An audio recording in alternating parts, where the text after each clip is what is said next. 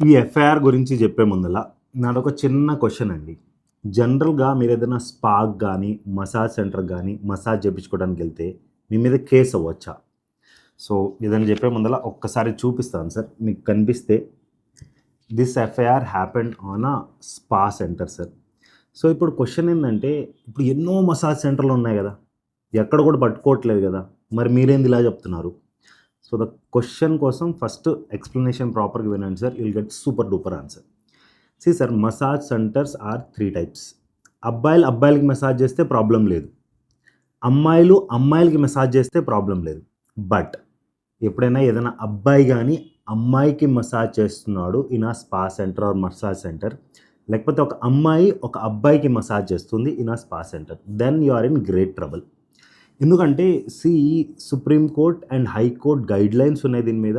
ఎప్పుడైనా ఏదైనా అమ్మాయి కానీ అబ్బాయి కానీ ఇన్వాల్వ్ అయి ఉన్నారు టు ద ఆపోజిట్ జెండర్కి మసాజ్ చేయటంలో, ఆ సందర్భంలో కొన్ని ప్రోటోకాల్స్ ఫాలో అవ్వాలి స్పాలో.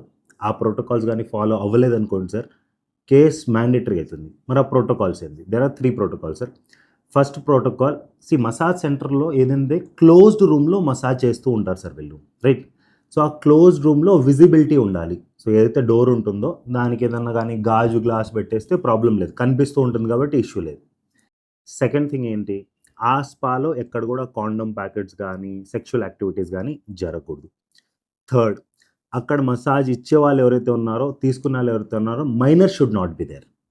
So these are the 3 protocols sir. కొంతమంది నాకేం చెప్తారంటే, సార్ నా రూమ్లో ఈ 3 విషయాల్లో ప్రోటోకాల్స్ ప్రాపర్గా ఫాలో అయ్యాయి. కాదు, మొత్తం స్పాలో ప్రతి రూమ్లో ఫాలో అవ్వాలి.